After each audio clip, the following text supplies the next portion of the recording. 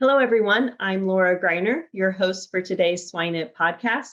And with me today, I have Matthew Rooda, who is with Swine Tech. How are you today, Matthew? I'm doing great. Thank you. How are you? I'm doing well. Well, we're glad to have you on the show today, Matthew. If you wouldn't mind maybe giving our audience just a little bit of background first before we jump into our conversation, I think that would be very helpful. So I was born into the commercial swine industry. I had a father, grandfather, and great-grandfather raised pigs. Was born in Kinston, North Carolina, although my family is traditionally from the Midwest. My dad was working for J.C. Howard, so he went over there in the 90s for that opportunity, and we moved back to Iowa. So I was in Southeast Iowa over in 𝘱𝘳𝘁𝘵𝗵𝗄𝘨 area. Grew up around 8,000 sows, and my grandpa still had his farm. So did the whole pen outdoor thing and did the whole indoor commercial thing. And I really loved working on the farm with them. It was a ton of fun.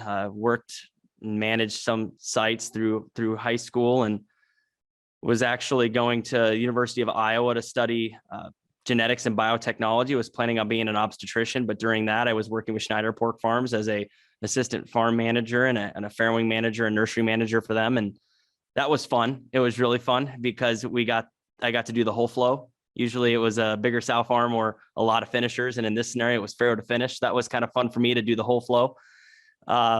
Ended up graduating from the University of Iowa and starting a company called Swine Tech, which was focused on using voice recognition to prevent piglets from dying due to being crushed by their mothers, and eventually evolved that into workforce and swine management with a product called PigFlow. So been in the industry for a long time with some work in healthcare as a CNA and a CMA as I was going that healthcare route before starting Swine Tech, and learned a lot of things in healthcare that inspired my reinvigorance of coming back to the swine industry.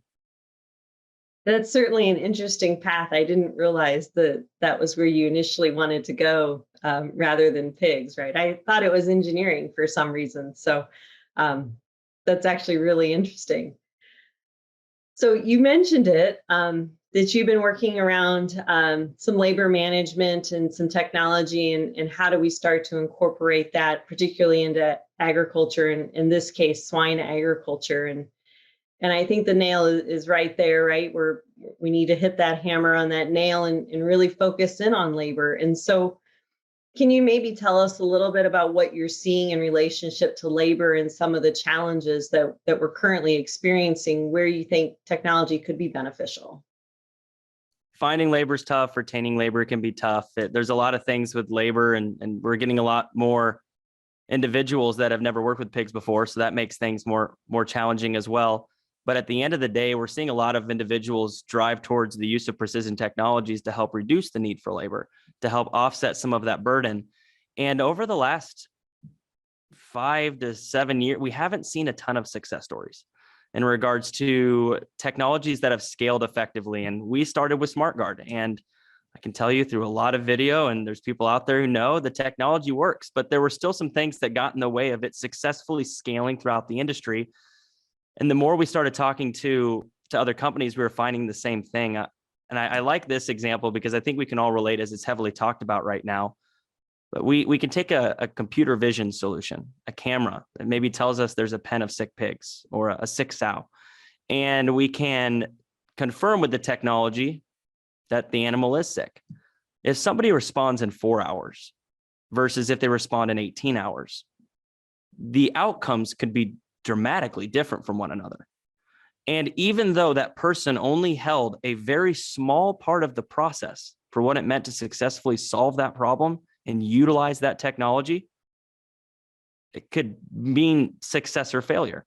And so figuring out how we can better understand what's going on in the farm and how technologies are being utilized in regards to our processes and our expectations, we might be able to better understand how they do scale effectively. How can we predict the ROI more effectively? And it's just really hard right now when you bring a technology, knowing that there can be such a huge impact from people, even if they're doing nothing wrong. So I think that's just a big challenge when it comes to bringing precision technologies to the market, and one that's going to constantly be a challenge, and one that even healthcare ran into. So you bring up a very good point in that conversation, Matthew. And what I think about is 5 to 10 years ago, when we would talk about technology in the pig barn, it was almost a scary word that almost made us think that it was a different skill set, a different labor need to use technology, where today, right, almost everybody uses a smartphone or a tablet or a computer.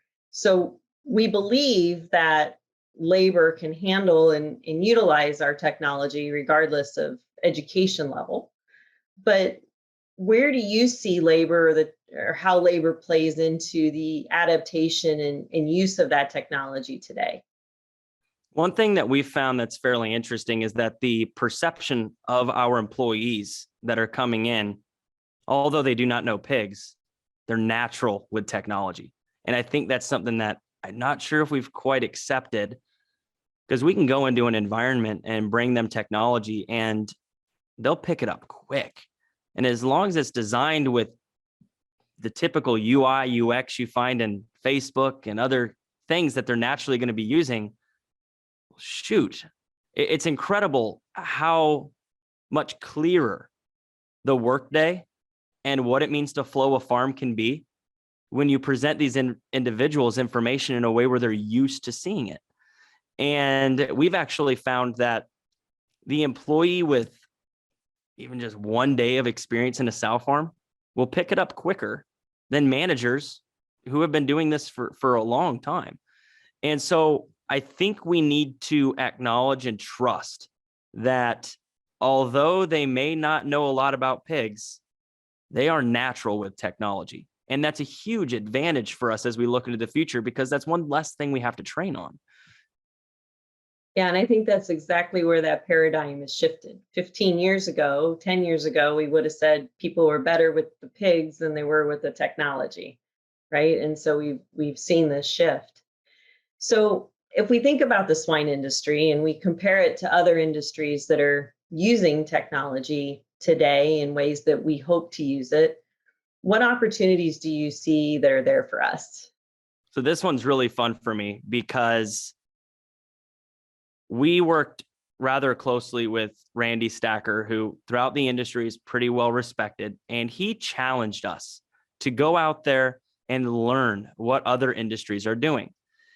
And we toured Culver's operations and manufacturing and a lot of other groups. And the first thing I want to start with is, let's say Culver's. The question was, how come we can take somebody with no fast food experience and within a day or two, just drop them in a management role where they're fairly effective at it?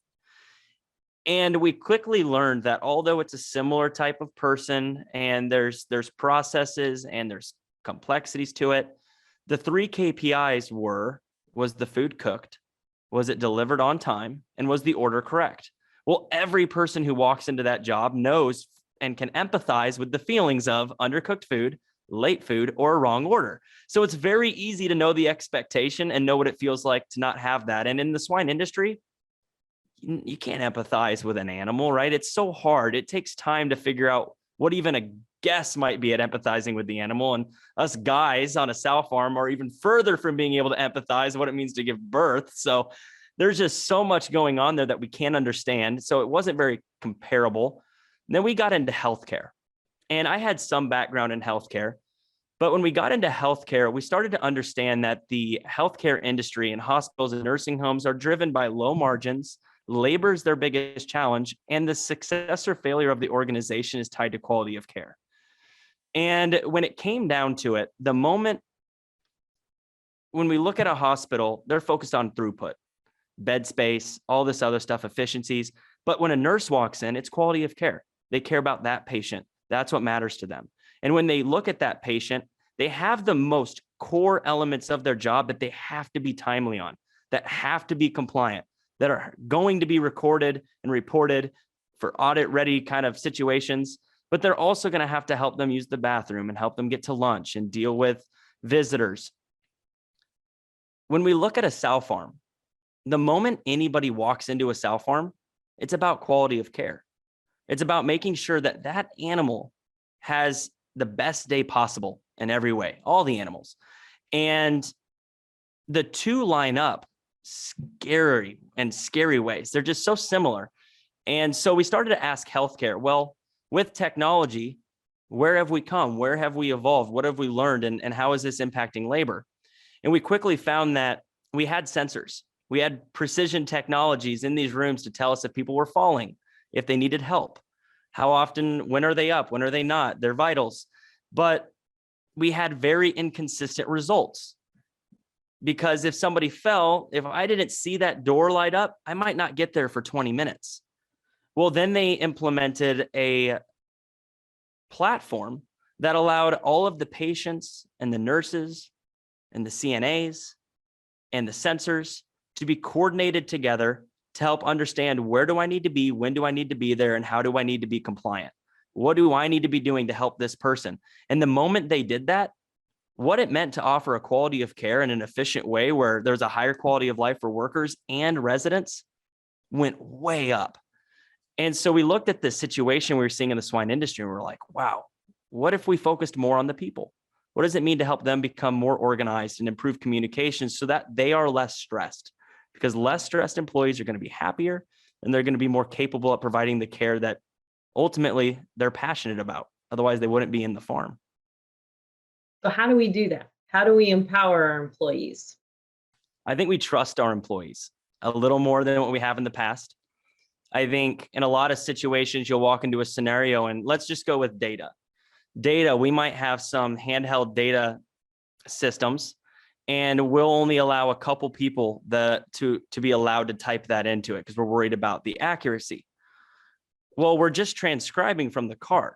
And so if we're worried about the person's ability to write down accurate data, well, they've already written it down, accurate or not, that's what we're going off on the card. And now we have an extra transcription that we have to go through to get it in the handheld. So we've created another opportunity for a line of inaccuracies, and we're trusting the person to begin with. So what does it mean to trust everybody?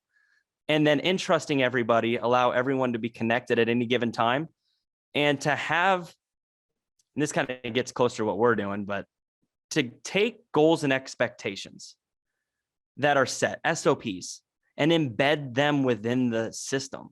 So that way, when people are performing an action and behavior, they can be guided by those expectations. Behaviors and actions can be reinforced where we don't have to overcomplicate it. I check on a sow and the expectation is, because she's had a history of stillborns, I'm back in 15 minutes. Well, then here's my timer for 15 minutes. If I'm supposed to sleeve after not seeing a piglet for 30 minutes, after I check her, if I didn't sleeve and it says, hey, we're supposed to sleeve, oh, I can sleeve. And so embedding those goals and expectations to naturally reinforce the right behaviors in a way that helps them feel less stressed, it all comes from a place of trust. We have to trust that they want to do the right thing. And if we can empower them to do that, then the workday is exciting. So I can spend most of my time focusing on the pig and less time focusing on all the different processes that I need to do for myself to prevent me from screwing up. I was talking with an amazing manager at a really good sow farm, and she had a process where she would write something down on her glove, on a piece of paper, and then in her office. And we were asking her, why do you write this down all the time? And she said, well, I just don't want to screw up. Well, no, actually it started with, because I need to. Oh, I'll go nuts if I don't have that. I need that. And we got beyond the need. Yes, but why? And she said, well, I don't want to screw up. So why don't you want to screw up? Because I care. And so we inundate ourselves with processes because things aren't always easily organized, and it wastes time. So how can we help with that organization so that people aren't afraid of screwing up and they're more excited about going out and doing great things? And that's a really interesting way of looking at it, and maybe kind of a little bit of reverse, right? But yeah, it's absolutely right. They care, and because they care, they're so diligent in what they do that it almost paralyzes them in some ways to be as efficient or, able to do more than what they're doing at that time. You had a podcast recently with Fred Kerr, and he had said it right? Like people, they go in wanting to do the right thing. And I know you highlighted that part of his talk, and it's so true. People don't typically sign up for something that they feel like they're going to be bad at, because there's no fun in that. They want to do the right thing. So think about what we know about labor today and where some of these challenges are. What do we do next? That's the question. And there's a biased approach on my end, but there's so many things that we can do next. I mean, when it comes to bringing people in So this is kind of an unpopular belief on my side, but I get a lot of laughs when I bring it up because I think it's very true. It's not very liked or accepted in the industry when somebody headhunts from one another. But if we pay 28% for a recruiter to do it, it's okay. Well, how can we work together? If we have people who are unhappy looking for something different, is there a way for us to save 28% of our expenses on acquiring labor to work together? Maybe there's some opportunity there. But when we bring them in, how can we reduce the time of onboarding? I mean, there's obviously some training needed for skills, but the time that seems to take the longest is from month 1 to month 5. I know how to create a nurse sal, but when and where and who do I choose? And just the decisions throughout the day that really tie to process. And we have a pretty good understanding of what we expect. So how can we reinforce those behaviors? Marcio and you and the whole Swine team, you are a big part of it. There's a lot of professionals out there that are in their early 30s that are thinking, well, what next? Well, become more educated.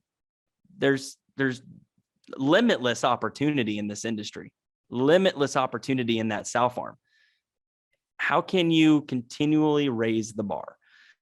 So because there's so many areas, you just kind of have to chop it up and figure out what can we learn from other industries about labor. And I really want to stress the healthcare part because we so often hear about ourselves comparing us to manufacturing and their processes. But when it comes to in the farm, the only thing we measure ourselves on more or less is quality of care. That's the metric. Well, we don't often talk about it like quality of care. So what can we learn if we start looking at it in regards to quality of care as opposed to kind of efficiency and throughput? And that's all important, but we got to look through the lens of the people in the farm every day doing that hard work. And I think it's interesting, right? Because one of the things we always tell people is, well, if you take care of the pigs, it'll show, right? The pigs will tell you, they'll be happy, the performance will be good, all these other things will fall into place. And so while we can't necessarily ask the sow or the nursery pig, how was your care today, and rate it 1 to 10, they do tell you in their own way if they are receiving quality of care. So I think that's a really good concept, and it's not one that I think a lot of us think about relating ourselves to healthcare. So yeah, and I do like that analogy. A lot of people in those environments, a lot of them don't like to think analytically, maybe. I mean, a lot of them, they're there because they want to offer that care. Well, if we're constantly thinking analytically, well, we're not connecting. And I mean, I don't know how many 30 plus PSY farms I've walked into that are failing as a business. I don't think there's any I've walked into. And so it is true. If we're producing healthy pigs and healthy sows, and we have happy employees, things typically tend to go the right way. So we talked a little bit about past activities and current processes and technology and change of thought, but why is our evaluation of today's processes really kind of outdated? I mean, I think we've hit on it, but maybe let's allude a little bit more into why you feel like it's outdated. So through COVID and through this, what we call it a pivot, right? Changing a little bit of our business direction, try to understand how we can help. And labor was a big conversation. I spoke with 33 of the top 40 producers in the US and over a couple hundred employees. And all of them attested to the fact that when it comes to processes, we're not really aware of what's happened, who did it, and how well was it done against our expectations. So we know things are happening and we know that they're relatively in the right or wrong direction, but we can't really quantify it. And the only position, the only activity in a sow farm where an individual can actually look at something they did and know how they as an individual affect the whole is breeder to conception rate. In my opinion, that's the only one where someone can say, I'm a good breeder. I did it well. I know how I know. And that matters. That truth, the truth behind I am good at my job. It's something you can get excited about. Well, we should be able to know that about people attending sows, fostering, nurse sow creation, treatments. Like who's identifying the right sows? Who's the best at at following up on sows that are farrowing, and who intuitively is finding the right nurse sows, who's placing pigs in the right way. And the numbers will tell us, but we haven't really trusted our teams enough to enable ourselves to move in a way where we can get to that information. Well, we're starting to get to that information now. We're finding that employees can pick these things up very quickly, faster than what most of us can, and get us this information in a way where they're actually saving more time doing it. So that's exciting to me, to figure out within these processes, there's so much room for opportunity, because we really don't know. We do not know. I mean, I go into so many farms and teams will say, yeah, I'm checking sows every 20 minutes. And they are so confident, so confident. We put our system in their hand, and after the first day, they're like, whoa, I had no idea. What do you mean? I swear I'm trying, but I'll go help this sow over there that's having an issue. And by the time I look back at the device, I got 6 sows that have already exceeded the time limit that I haven't got back to. I'm like, you see? And what's really cool about that, really cool, is this ability to bring a more agile workforce to the swine industry. Usually it's quarterly. What was the plan? What happened? Why? Well, we're not quite sure. Let's give it another 3 months, or maybe we do have a decent idea, but it's fairly vague. On one farm, we had a team that had 3 individuals checking sows, and they could see their times, and they quickly found that they were checking on sows about every 45 minutes when the goal was 20, and they were all trying really hard. And they quickly thought with one another and said, after a week, how about one of us checks at-risk sows that come in at risk or evolve to being at risk because of a stillborn in the current litter, and the other 2 of us snake the room at normal sows. That way we're always snaking, and nobody's bouncing back to animals that might be on a different time frame or a different watch. It dropped the response time so fast. They saw immediate benefits. And the story behind that is, once we become aware of how are we even doing against the things we think we're doing, we typically find holes or areas of opportunity that we can fill rather quickly. Around process and pigs, I mean, we have incredible genetic potential as an industry. And we worked with some of the Iowa State numbers, National Hog Farmer numbers, MetaFarms, Ron Ketchum, and really tried to figure out what is the cost per sow for the average producer when it comes to turnover, stillborns, pre-wean, and sow mortality. And it was $563. But for the 90th percentile, they were capturing over 250 of that back. And typically within the same system where they're using the same genetics, same building type, and the people in the process was really the thing that was changing that. And so how can we understand how we can take advantage of this massive opportunity that genetics has already given us, that we're already paying for, just by being aware and intentional about understanding our processes and understanding where we can go with that. And to kind of wrap things up on this question, because I'm a little long here, is what person needs to be in the right seat? Once we understand the process and we're intentional behind it, and we start to evolve and improve it, we can do what we do with breeding. We're not putting the guy with a 62% conception rate into the breeding role. We're putting somebody with the 96 or higher, around that range, right? And who's that person who needs to be checking sows? Who's that person who should be fostering? Who's that person who should be creating nurse sows? Some of those art skills. Well, we can learn that and make sure the right person's in the right seat and that they're training others around how they're doing it. And maybe our processes aren't right. Maybe we can learn from the people out there who have a knack for this role and quantify how they're doing it so well, and then evolve our entire organization to reflect those great skill sets. And I like that, because I think it tied a couple of key things together there that you were talking about. One was just the idea of capturing that data, right? We already talked, the industry is very heavy in data, and maybe we don't know how to use it all. But if you have a system that can take that data and put it in a usable format that's very easy for the employees to work with, well, one, it helps, right? It helps document, prove those theories or displace what we thought might be happening and give us the real picture. But then two, as you mentioned, and this is where I've always think it's important, is you take that employee or the group of employees and you say, okay, here was the problem. Maybe it's stillborns, right? If we're picking on the sow farm, here's your stillborn rate. It's been high. We thought we were doing every 20 minutes. We weren't. Give it back to the employees. How do we fix that problem? Right? Those employees, they're perfectly capable of coming up with a solution, just as you demonstrated, and it empowered them, right? They felt like they were part of the answer.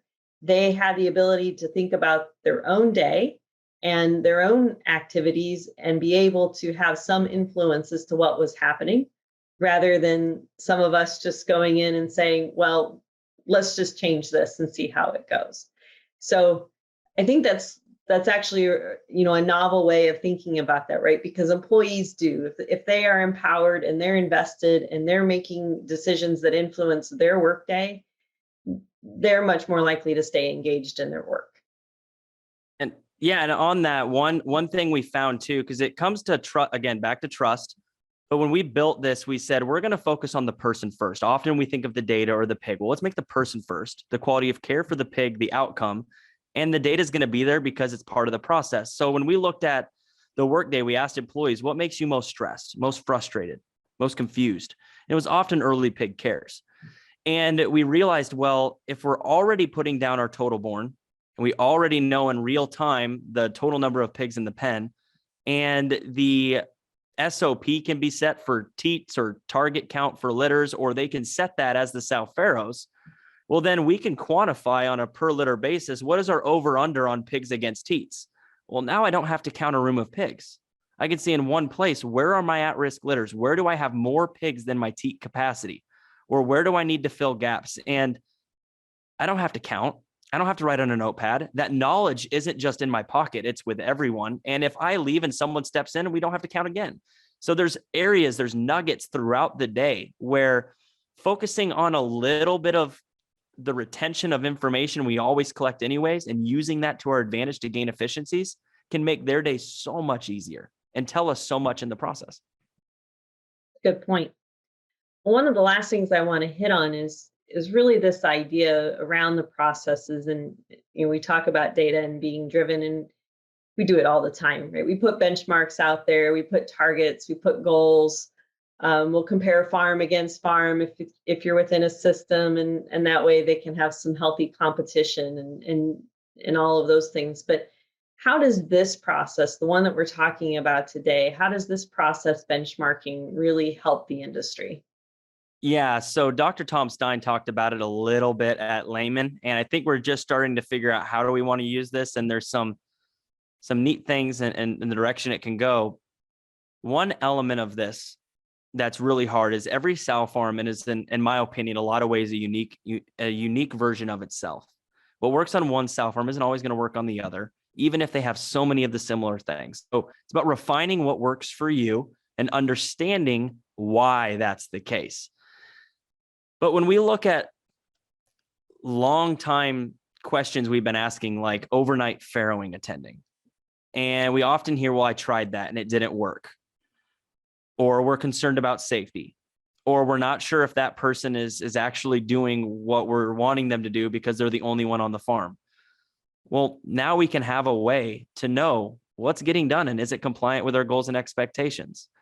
Can they communicate out now to ask for help if there is an issue? And because we're quantifying our processes, now we can go in and have a better understanding of what is the opportunity if we start to flex or stretch a bit. We were working with one farm and we found that like 4 out of 5 stillborns were happening overnight. And now they could seriously say, I should probably evaluate now, knowing if they're compliant overnight. What does it mean to put somebody in overnight or at least flex hours? And so process benchmarking will help us as an industry when we look at each other. But initially, we just need to become self-aware. And in a lot of ways, we're not. And so we can't even hardly self-manage. And so when it comes to emotional intelligence, kind of bringing those buzzwords in, but self-awareness, self-management, and then we can start to work together. But until we know what's truly happening within our door, it's really hard to go out there and compare with others. Very good. Well, as we kind of wrap up our time, are there a few key points that you would like our listeners to take away from today? I have an open mind when it comes to the teams. I would say asking open-ended questions can be very powerful. Like, what is frustrating you? When do you feel the most efficient? When do you feel the most stressed? And you'll be very interested in those answers because they're quite unique sometimes. And there's probably a lot of things you can do right off the bat to help with some of those. Outside of that, trust your team. When given the opportunity, when given the support, there's a lot of people out there who will surprise you. And make less assumptions. We've had a lot of scenarios where somebody who might be in upper management might assume, well, they're not going to want to do that, or man, my people aren't interested in change.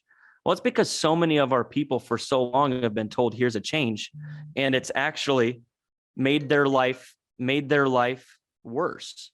They were told this is going to make my life better, and now it's just more work for them. And that's not great. So I think they're desensitized to the idea of, oh, we're going to make your life better. And so when something comes along that actually does, that's great. Give them the opportunity to look at it. Make sure there's management buy-in, or at least give your people at the lowest level, at the slat level, the opportunity to look at something and say, this is where I think we can go with this. Very good. So as we wrap up, as you know, we always like to ask our guest speaker a couple of questions. So the first question I like to ask you today would be, do you have a swine resource book or website or anything that you go to when you have swine questions? So for me, when I have swine questions, I'm the kind of person who I like to talk with other people. And so doing the podcast thing with the Popular Pig thing's been fun for me because if I have a question, I go and interview somebody, or I can pick up the phone. And there's so many people in this industry who are yearning to tell their story or share their perspective, where there's no shortage of opinions. So finding comfort in picking up the phone and just calling has been good. Outside of that, it's kind of tough. There's a lot of ways. And sometimes I think you have to remind yourself, maybe I should go and challenge even my assumptions a little bit more. And that can always be tough. So I like to put my assumptions out there so that they can be challenged, as a bit of self-manage it for myself to make sure that I'm not just blindly running in a direction. How about something that's not pig related? Are you reading any books today that you'd like to share with the audience? So my reading, I'll do reading on the business side, and there's some things like Good, Great, Relentless, Living with a Seal. There's some really fun books out there. But some of them, like the really businessy ones, they stress me out because then I'm thinking about all the things I'm doing wrong. And so a lot of the books that I like to read are stories about people's lives. Like Jeff Gordon has a good one. Matthew McConaughey has a good one. People out there who have done interesting things and been successful in some way in life, have gone through challenges. They've thought through things differently. So gaining their perspective outside of what's normal for me is nice, because it helps me try to think through ways differently as well. And, yeah, if nobody's read the Matthew McConaughey book, Green Lights, that is a very, very entertaining one. Audible it, because he actually reads the book for you. And so it's probably one of my favorite books I've ever listened to. It's very interesting, the stories he's got in there. I'll have to check that one out. I like reading and listening about stories of people in their real life and hearing those challenges too, right? I'm a big history buff, but that sounds interesting. I'll have to pick that one up and listen to it. Oh, it's fun. Well, the last question I have for you today is really focused around, if you can think of somebody that you define successful, think about a characteristic or a trait that they have that you think has helped them become successful. So I got kind of a cliche one that I normally would never throw out there. And so no, with me, this is rarely something I would throw out, but let's go with Elon Musk a second here. We have one of our investors' friends was at an event where Elon was presenting in early in his career, something called BankX. He's going to transform the banking industry. And the judges just reamed him. This is awful. And he was defending no, you're not going to be able to do this. Well, Peter Thiel was in the audience. And so right afterwards, Peter's like, hey, I'm doing something similar and we should team up. And it ended up being, and this guy was one of the judges who was just reaming the idea, that ended up being PayPal. And so first off, the guy went out there with something he was passionate in, where everybody thought it was this is awful. it turned into something great. So I like the idea of don't not talk about something because you're worried about what people might think, because that's where rubber hits the road. That's where you become refined in that perspective. And that's where you start to see things differently and start to find answers. It rarely starts with a good idea. I'm not even going to get into where our initial ideas started. They're just really bad, but that's where it starts. And then when we look at what he did with Tesla, it was, let's start with a sports car, gain traction from that to build a normal car, and then build a fleet of vehicles. And then from there, electrify the world, right? Like and it was just so simple. Once he knew what he wanted to do, he could convey it in just 3 sentences.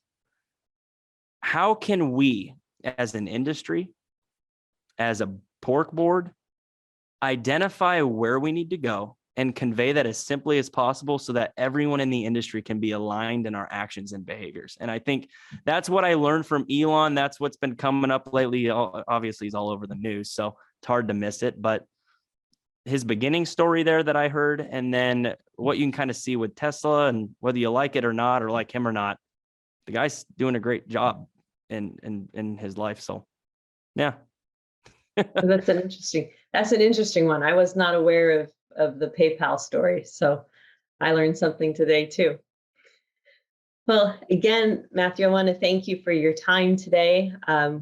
It was a pleasure having you on the show and hearing your perspective on technology and where we need to head as an industry, and certainly thinking a little bit differently about processes and how we train and educate our new employees, particularly when we think about having a labor force that either is limited or has no experience in animal husbandry. So again, thank you for your time today. No, thank you for having me on. And I think our industry is going through a ton of change. And if anybody's looking to read up on something interesting, change management. I think one unpopular opinion is, well, my people are already going through a lot, so I don't want to throw more on them. Well, once somebody's in the mindset of we're changing, they're in the mindset. Let's take advantage of that opportunity. Let's not limit change. Let's throw it all in, because typically, as long as we're in the mindset, change goes fairly well. We're setting the new standard. It's when we are never not changing that it starts to become frustrating. So change management's an area where I think we could all learn a lot from. Perfect. Well, with that, for our listeners, again, this is Matthew Rooda from Swine Tech. Thank you. Have a good evening.